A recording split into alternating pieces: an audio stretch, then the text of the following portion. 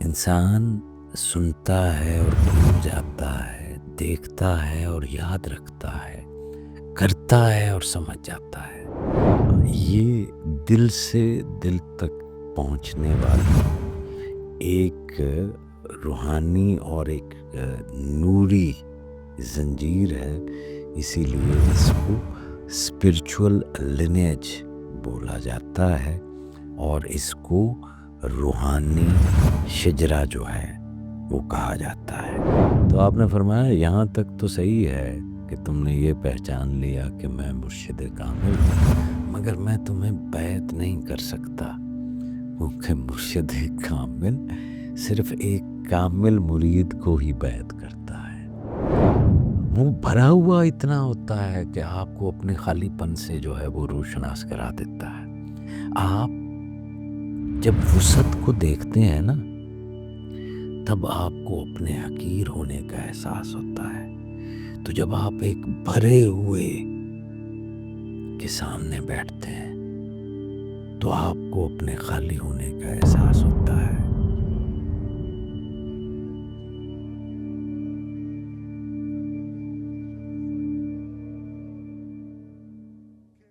بسم اللہ الرحمن الرحیم۔ السلام علیکم صاحبو۔ ہم نے گزشتہ چند مہینوں سے روح کے علاج کے اوپر جو ایک سیریز شروع کی تھی، آج کی یہ نشست اس سلسلے کی آخری نشست ہے، مگر حقیقت میں یہ ایک نئے روحانی باب کا آغاز ہے۔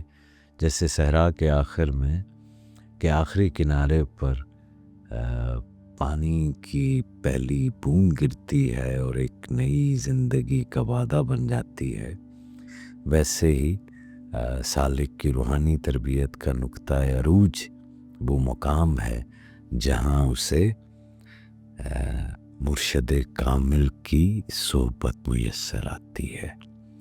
وہ صحبت جو باطن کے راز کھلتی ہے، جو وجود کو سمیٹ کر ذات کے آئینے میں جھانکنے کی جرت کرتی ہے۔ تو یہ پریپریشنز تھیں، اور جس کے بعد پھر وہ اصل پروسیس سٹارٹ ہوتا ہے۔ تو یہ جو روحانی انہیریٹنس ہے، یہ جو اسپرچول انہیریٹنس ہے، یا آپ روحانی میراث کہہ لیں، یہ کوئی لکھی ہوئی کتاب نہیں ہے۔ یہ دل سے دل تک پہنچنے والی ایک روحانی اور ایک نوری زنجیر ہے، اسی لیے اس کو اسپرچول لینیج بولا جاتا ہے اور اس کو روحانی شجرا جو ہے وہ کہا جاتا ہے۔ تو یہ روحانی شجرا ٹرانسفارمیٹیو ہوتا ہے، یہ انفارمیٹیو نہیں ہوتا، یہ آپ کو ٹرانسفارم کر دیتا ہے اس طرح سے کہ خود آپ کو ہی پتہ نہیں چلتا۔ ہم لوگ اکثر یہ سمجھتے ہیں جب بھی لنگر، یعنی یہ وہ لنگر نہیں ہے جو خانقاہوں پر کھانا تقسیم ہوتا ہے، میں اس جہاز کے لنگر کی بات کرتا ہوں۔ ہم اکثر پڑھتے ہیں نا کہ جہاز لنگر انداز ہوئے، تو وہ اینکر کی بات کر رہا ہوں۔ تو وہ آپ نے دیکھا ہوگا کہ وہ ایک لوہے کا ایک کوئی 3-4 تیروں والا ایک چیز ہے، اور اس کے گرنے سے اتنا بڑا جہاز رک جاتا ہے۔ تو سائنس یہ کہتی ہے کہ کمال وہ جہاز اس لنگر کی وجہ سے، اس اینکر کی وجہ سے نہیں رک رہا ہوتا اتنا بڑا جہاز، بلکہ وہ جہاز اس زنجیر کے وزن کی باعث رک رہا ہوتا ہے جو اس اینکر کے ساتھ جڑی ہے۔ تو یہ جو ہماری زندگی کا بھٹکتا ہوا ایک جہاز ہے، یہ بھی رکتا تب ہے جب وہ آپ اس زنجیر کے ساتھ جڑ جاتے ہیں۔ اسی لیے اسے سلسلہ کہتے ہیں۔ اسی لیے یہ سلاسل ہے طریقت کا، جو مصطفی چراغ سے روشن ہو کر دل میں منتقل ہوتا ہے، ایک سے ایک جڑا ہوا انسان الکامل تک۔ یہ آپ کے دل کی کشتی، آپ کے وجود کی کشتی، آپ کے ہستی کا جہاز ٹکتا جو ہے وہ اسی صورت میں ہی ہے کہ آپ اس لنگر کے ساتھ جو ہے وہ جڑ جائیں، اس اینکر کے ساتھ جڑ جائیں۔ تو وہ جو مرشد ہے وہ خالی اینکر ہے، اس کی وجہ سے نہیں ہو رہا ہوتا، یہ سلسلہ در سلسلہ ہے، اور اس کا فیض رسول کریم صلی اللہ علیہ وآلہ وسلم کے ساتھ جو وجہ تخلیق کائنات ہیں ان کے ساتھ جڑا ہوتا ہے۔ اس مصطفی چراغ سے روشن ہو کر یہ دلوں میں منتقل ہوتا ہے، وہ چراغ جو بدر کے میدان سے اٹھتا ہے، صفا کے گوشوں میں چمکتا ہے، اور پھر سیدنا علی کرم اللہ وجہ الکریم سے، اہل بیت سے، ان تمام اکابر صوفیاء کے ساتھ جڑا ہوا ہوتا ہے۔ حضرت جنید سے، حضرت شبلی سے، سیدنا عبد القادر سے، حضرت معین الدین سے، حضرت فرید الدین سے، نظام سے، شمس سے، رومی سے، بہاؤالدین سے، سرہندی سے، نقشبند سے، مجدد سے، فرید تک، نور محمد تک، سلیمان تک، یہ سارے وہ چراغ ہیں۔ چراغوں کی خاصیت یہ ہے کہ ایک چراغ سے آپ اگلا چراغ روشن کرتے ہیں، چراغ سے پھر اگلا چراغ، اور پھر ہزاروں چراغ، لیکن تمام چراغوں کے اندر روشنی اس پہلے چراغ کی ہی ہوتی ہے۔ چراغ خود سے روشن نہیں ہوتا، روشنی وہ پہلے ہی چراغ کی ہے، اور وہ چراغ جو تب روشن ہوا جب ابھی آدم بھی مٹی اور پانی کے درمیان تھے۔ تو آپ بھی روشن ہو سکتے ہیں بشرطے کہ طالب جو ہے وہ صادق ہو، اور وہ روحانی میراث کے وارث سے دل کا رشتہ قائم کر لے۔ یہ محض استاد نہیں ہوتے ہیں، مرشد وہ آئینہ ہے جو طالب کو اس کی اصل حقیقت دکھاتا ہے۔ حضرت داتا گنج بخش، حضرت علی حجویری، حضرت داتا گنج بخش تو ان کو کہا جاتا ہے نا، ان کا لقب ہے، تو سید علی حجویری فرماتے ہیں کہ مرشد کی صحبت قبر کو بھی گلزار بنا دیتی ہے، اور اس کی نظر مٹی میں بھی کنز الہی دیکھ لیتی ہے۔ حضرت رومی نے اسی حقیقت کو ایک مختلف انداز میں جو ہے وہ بیان کیا کہ یہ مرشد محبوب ہوتا ہے، یعنی مردان حق کی صحبت روح کو نئی جان عطا کرتی ہے۔ جیسے آپ عطار کی صحبت میں بیٹھتے ہیں تو خوشبو آپ کے اندر آ جاتی ہے، اور اگر آپ کوئلے کی کان میں رہتے ہیں تو کہیں نہ کہیں کالک آپ کے اوپر لگ جاتی ہے۔ تو اسی طرح جب آپ illuminated being کے ساتھ رہتے ہیں، ان کی صحبت اختیار کرتے ہیں، تو آپ کے اندر بھی روشنی آنے لگتی ہے، اور یہ تعلیم اس تعلیم کی ترسیل جو ہے وہ بڑی ہی انوکھی ہے۔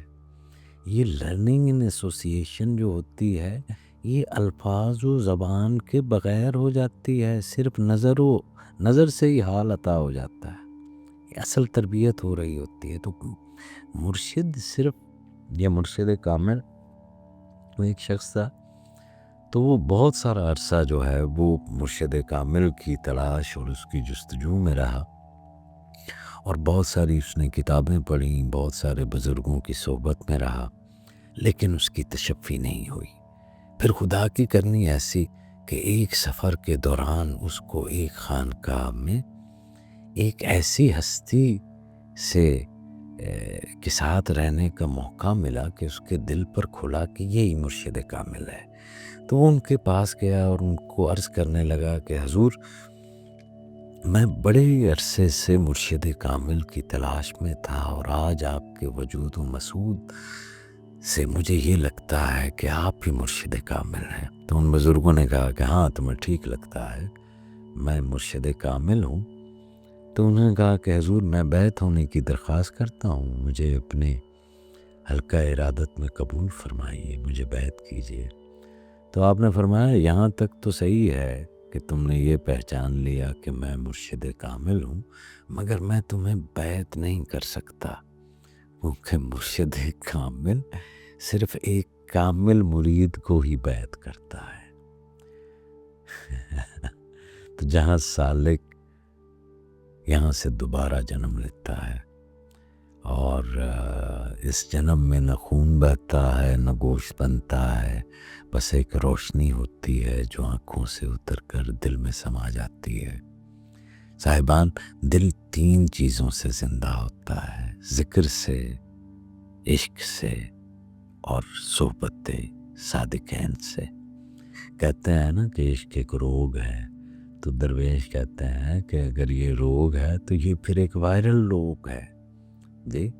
اور یہ وائرس پھر آپ کو عشق کا وہ عاشقوں کے ساتھ بیٹھ کر ہی جو ہے وہ لگتا ہے. اگر یہ بیماری ہے تو یہ یوں ٹرانسفر جو ہے وہ ہوتی ہے. تو یہ صحبت، سچوں کی صحبت، یہ بڑی ضروری چیز ہے. مرشد کی صحبت ایک روحانی مقام سے شناساب کرتی ہے. آہستہ آہستہ ایک ایسی کرامت کا آپ حصہ بننے لگتے ہیں کہ آپ خود سے بدلنے لگ جاتے ہیں. یہاں پر ذکر، عشق اور معرفت ایک ساتھ گھل مل کر نور بن جاتے ہیں. یہ وہ جگہ ہے جہاں آپ اس مائنڈ سیٹ کے ساتھ نہیں جاتے کہ what I gonna get out of it، مجھے اس سے کیا حاصل ہوگا، بلکہ آپ پریکٹس کرتے ہیں کہ کیسے آپ نے اپنے آپ کو سپردگی میں دینا ہے، ایک نور کی سپردگی میں. وہ نور جو تاریک ترین رات میں بھی رہنمائی کرتا ہے، اور وہ سکوت جس میں دل خدا سے کلام کرتا ہے. اور اس صحبت کی تاثیر سے سالک کا باطن ایسے نکھرتا ہے جیسے موسم بہار میں کونپلیں پھوٹنے لگتی ہیں. تو یہ لرننگ ان ایسوسیشن ہوتی ہے جو کتاب کی محتاج نہیں.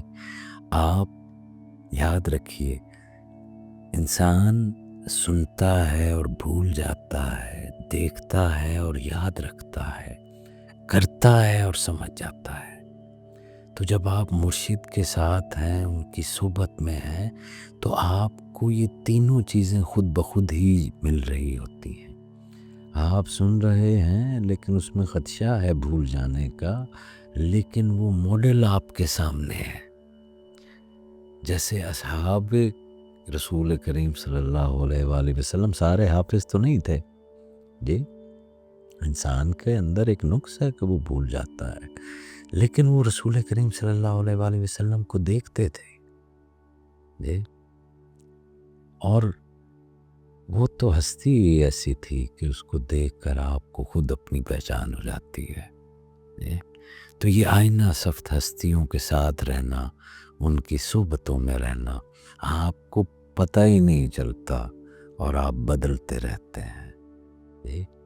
حضرت خواجہ باقی باللہ فرماتے ہیں کہ جو نگاہ دل کو اللہ کی طرف کھینچ لے وہی مرشد کامل ہے.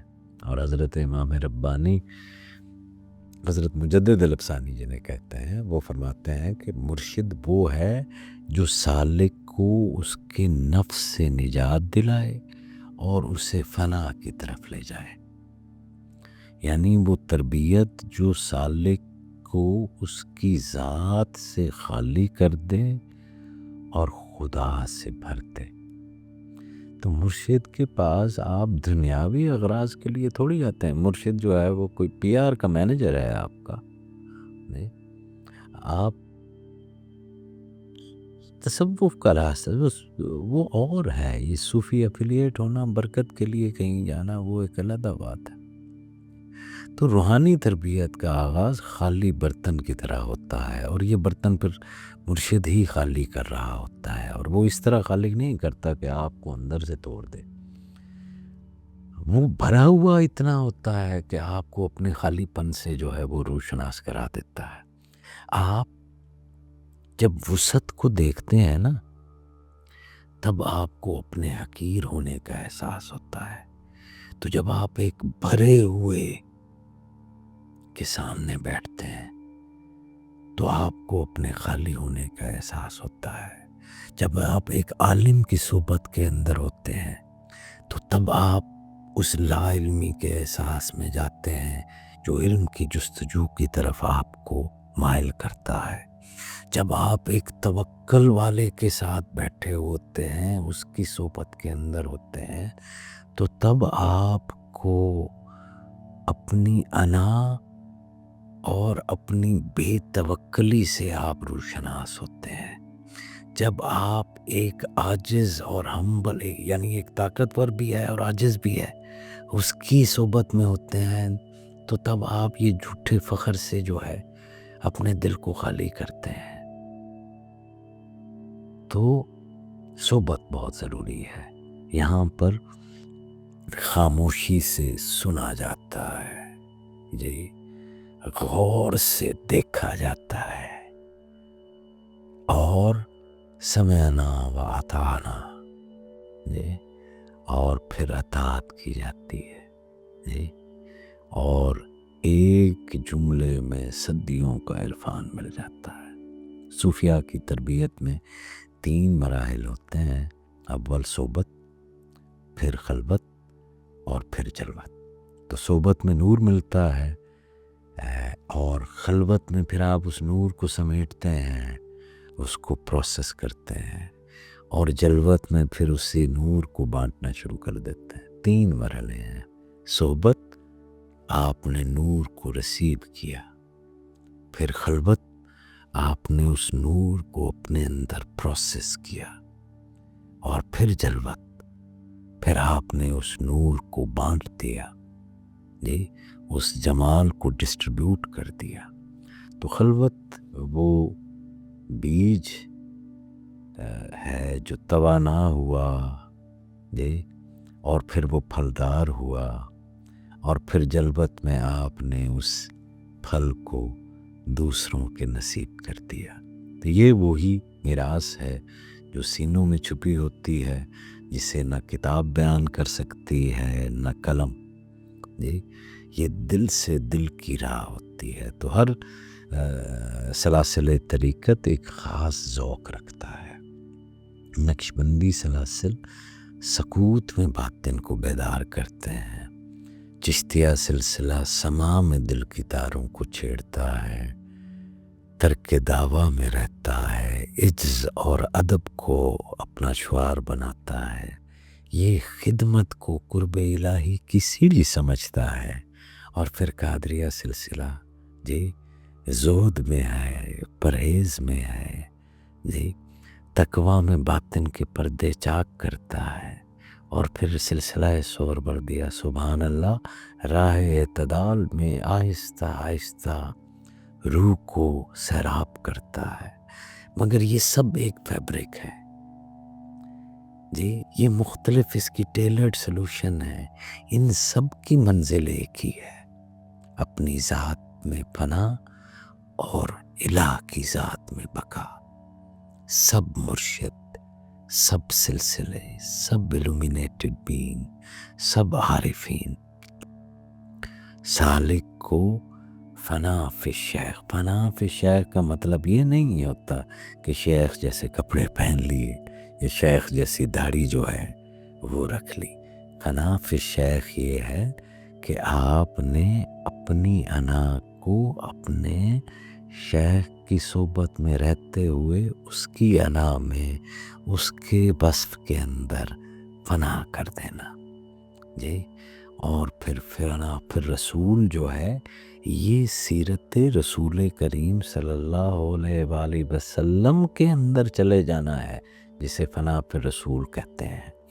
یعنی سیرت رسول کریم کے اوپر کاربند ہو جانا اور اپنے قلب کو قلب محمد مصطفیٰ صلی اللہ علیہ وآلہ وسلم سے یوں جوڑ لینا کہ اللہ کے سامنے حضوری میں آ جائیں، یہ فنا فی رسول ہے۔ اور پھر کسی وقت دوبارہ بات کریں گے کہ یہ فنا فی اللہ کے مراحل اور بقا باللہ کے مقام تک پہنچنے کے کیا راستے ہیں۔ تو مرشد کامل وہ چراغ ہے جو خود جل کر طالب کا راستہ روشن کرتا ہے، وہ اس چرواہے کی مانند ہے جو ریوڑ سے بچھڑے ہوئے جانوروں کو دوبارہ واپس ایک ڈائریکشن میں لے کر آتا ہے اور اس مالک کے سامنے ان کو پیش کر دیتا ہے۔ یہ اس باغبان کی طرح ہے جو دلوں کی کھیتیوں کو زرخیز کرتا ہے، پھر اس میں محبت الہ کے بیج ڈالتا ہے، پھر مدد کرتا ہے، سہولت دیتا ہے، تقویٰ اور صبر کے پانی سے اس کو زرخیز اور سیراب کرتا ہے، اور پھر اسی بنجر زمین سے وہ محبت الہیہ کی کونپلیں جو ہے وہ پھوٹنے لگتی ہیں اور انسان کی روح سنورنے لگتی ہے۔ جی وہ آپ کے لوح کے اوپر ایک خطاط کی مانند اللہ لکھ دیتا ہے۔ تو حضرت خواجہ غریب نواز معین الدین چشتی اجمیری رحمۃ اللہ علیہ نے فرمایا، جس کو صحبت صادقین نہ ملی وہ علم کے بوجھ کے تلے دب گیا۔ یعنی علم اگر معرفت میں نہ بدلے تو زنگ بن جاتا ہے، اور صحبت اگر سچی ہو تو جاہل بھی صاحب بصیرت ہو جاتا ہے۔ تو صاحبان کرام، علم آپ سب صاحبان علم ہوں گے، لیکن اب اس علم کو کسی صالح کی صحبت میں ڈالیے۔ سچوں کے سچ کو پڑھ لینا اور ہے، جی سچے کے ساتھ بیٹھنا اور ہوتا ہے۔ تو روحانی تربیت کا اصل راز یہ ہے کہ آپ سچوں کے ساتھ بیٹھنے لگ جائیں، اور جب آپ سچوں کے ساتھ بیٹھنے لگ جاتے ہیں تو آپ کو اپنے اندر کے جھوٹ پتہ چلنے لگ جاتے ہیں۔ جب آپ عاجز کے ساتھ بیٹھے ہیں تو آپ اپنے اندر کے کبر سے روشناس جو ہے وہ ہونے لگ جاتے ہیں۔ تو یہ آئینے کی طرح ہوتے ہیں، یہ آپ کو آپ سے شناسا کر دیتے ہیں، محبت کے ساتھ، امید کے ساتھ۔ جی آپ اپنے آپ کو ڈھیلا چھوڑتے ہیں اور وہ پھر آپ کو دوبارہ سے بنانے لگ جاتے ہیں۔ تو صادقین کی صحبت میں رہیے۔ اگر آپ کے شیخ کریم زندہ ہیں تو آپ کی کوشش ہونی چاہیے کہ آپ ان کی صحبت میں زیادہ سے زیادہ وقت گزاریں۔ یہ صحبت آپ کے لیے بہت فائدہ مند ہوگی۔ اللہ کریم ہمیں صالحین کی صحبت سے نوازے اور ہمیں وہ روحانی رزق میں کے لقمے ملے کہ ہم ذاکرین میں، شاکرین میں اور زاہدین میں اور خادمین کے اندر جو ہے وہ شمار ہونے لگ جائیں۔ اللہ کریم ہمیں نیکوں کی صحبت سے نوازے اور بیدار بختوں کے بخت سے ہمیں فیض دے، اور با بصیرت لوگوں کی نگاہ سے ہماری بصارت اور بصیرت دونوں کو فیض یاب فرمائے۔